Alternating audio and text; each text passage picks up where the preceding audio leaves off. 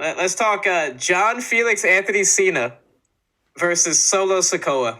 Cena Sikoa. Sorry, go. I interrupted you. Yeah. So what? I think I'll leave this up to you.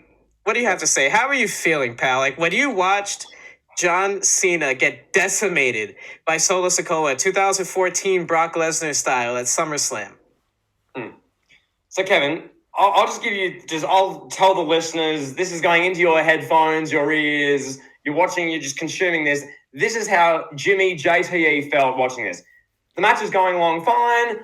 I just assumed Cena would win because Kevin, in the promos for weeks, he's been saying, I haven't won a singles match in 5 years. This is the most important match to me. I'm putting this on the agenda. I just need to win this match.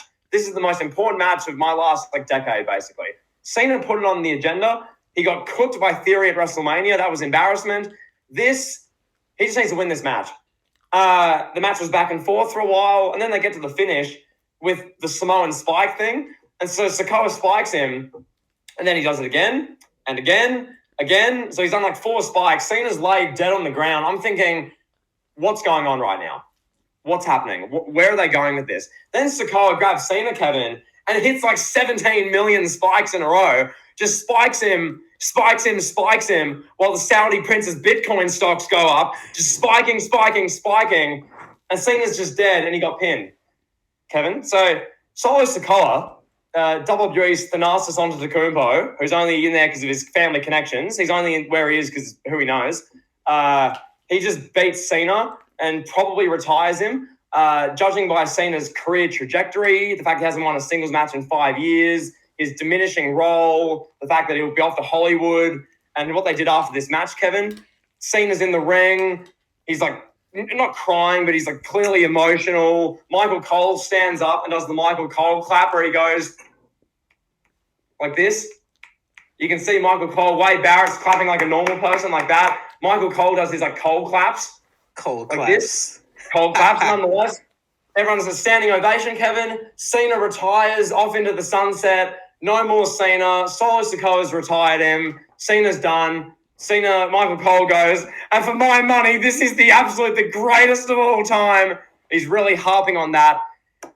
I left that as Cena walked off, Kevin, and we'll get your ruthless opinion in a moment. I said out loud, what the F was that? What did we just watch there? What has Paul Levesque just done? Okay, maybe John Felix Anthony Cena, the human, wanted to put over Sikoa, and if that's the case, shout out to Cena, cool, I guess. Why even bring up this 5-year losing streak to begin with? Kevin, John Cena can't be a credible wrestler in any match going forward. After the Theory WrestleMania debacle, which was just embarrassing, where a Theory just destroyed him in 12 minutes, basically, all through the cheating, and then this, where he had like 15 Samoan spikes hit against him by a legitimate mid-carder, Solo Sikoa, who's been beaten by Jey Uso, Cody. But Sikoa's been beaten a bunch in the last few months, and he just decimated Cena. So, Kevin, where Cena sits nowadays, he's done. Can Cena be a marquee talent at WrestleMania 40? Or pal, it's Cena versus X. Why should we care? Cena hasn't won a match in 5 years. He's been decimated. This was clearly a retirement. This was a send-off, Kevin. Solo Sikoa's retired John Cena the same way Baron Corbin retired Kurt Angle. I would argue Sikoa retiring Cena is worse. All right? That's just me. This, I'm not a fan. Kevin, maybe I'm being too negative. Maybe I'm overreacting. Kevin, give us the real point of view, pal. What were your ruthless opinions? Yeah, I think you might be a tad bit negative on this. I think this is a moment that we have to let play out.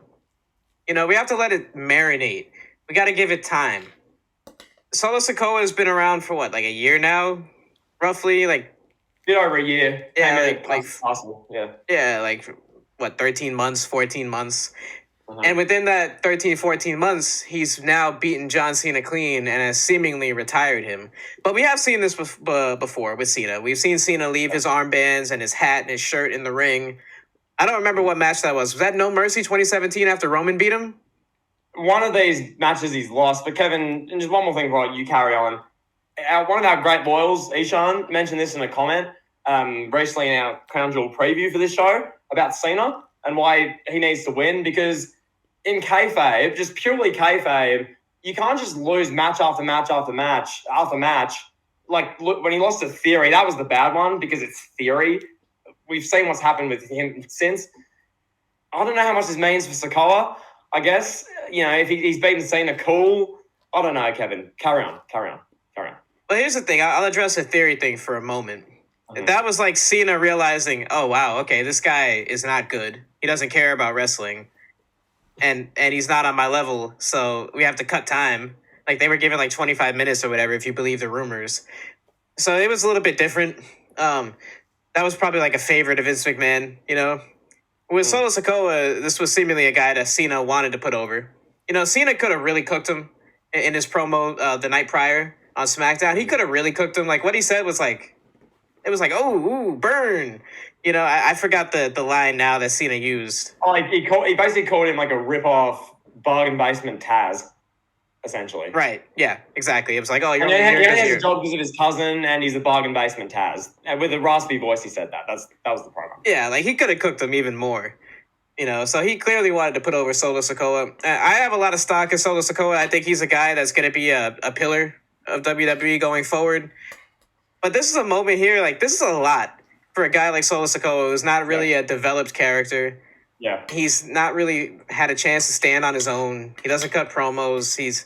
For the most part, he's been Roman's cousin that just hangs out with him. Like this is a big spot, a lot of pressure. It's a make or break moment for Solo. Honestly, like he's given this privilege of beating Cena clean, and not just beating him, but decimating him. He squashed him, really. Like it was competitive, yeah, for like 8 minutes. But then the last like 5 minutes, it just evolved into a squash match. Cena just looked like this old guy that was being put down by the young stud, basically. So I don't know. I do think this is a big move. I would hope that this is not like a short-sighted booking where it's just like the next morning on Raw when Triple H and Shawn Michaels and everybody's in the back writing the shows for next week. They just like I hope they don't pretend that it just didn't happen and they just move on and continue to book Solo as like a guy that doesn't really matter. Like I hope there's some thought behind this. Maybe we get like Solo gets a boost. Like he goes after Roman next. Maybe he's like, all right, I just beat John Cena. Now I can beat Roman. Like that doesn't need to happen like instantly this Friday. Yeah. But I think logically he'd have to come after Roman next, right? I guess. And I mean, Kevin, you said this in that Discord chat. I was going to follow up. When it comes to Sikoa now, he's going to eventually feud with Roman. That's just the writing's on the wall with that. How early that happens, who knows? What Solo does, who knows? All I can say is this. As of what day is it now? November 5th on Sunday for me. It's late Saturday night for you, November 4th.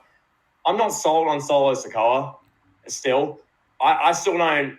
Yeah, I know he's associated with Roman. He's got Heyman around him. They've given him all the pieces, all the tools so far in the year and a bit. He's been main events of Raw, SmackDown, and he's held up. Like, I haven't thought, oh, God, here he sucks, I'm turning it off. I've watched it. I'm not, like, sold. Like, I don't feel the same thing towards Sikoa as I did towards Umaga. Like, he had a real presence to me. Like, Sikoa has a presence. Like, you notice him on the screen. He's doing this. He's like an enforcer.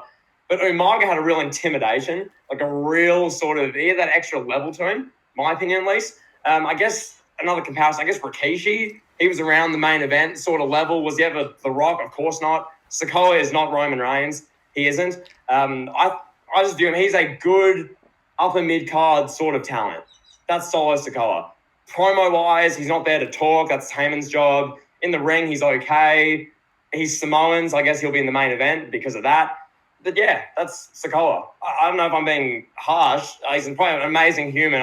He's probably the best person in the locker room. I have no doubt in my mind. But just from the on-screen side of it, I'm not sold. And now he's dismantling John Cena, the greatest of all time or one of them, and ending his career, it seems. And it's like, oh, okay, I guess. Yeah, they have to start doing double time from a booking standpoint with Solo. Yeah. They have to make him catch up to as like from a presentation, from a character standpoint.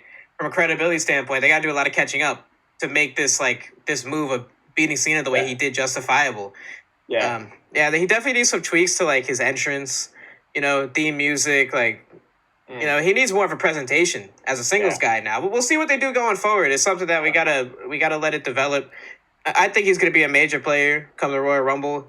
I think they were already teasing tension between him and Roman, and I think they're gonna start stepping on the gas with that.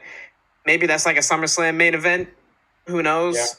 I don't know, but I do think I do see big things for Solo, but I think this is something for now. We got to let it play out.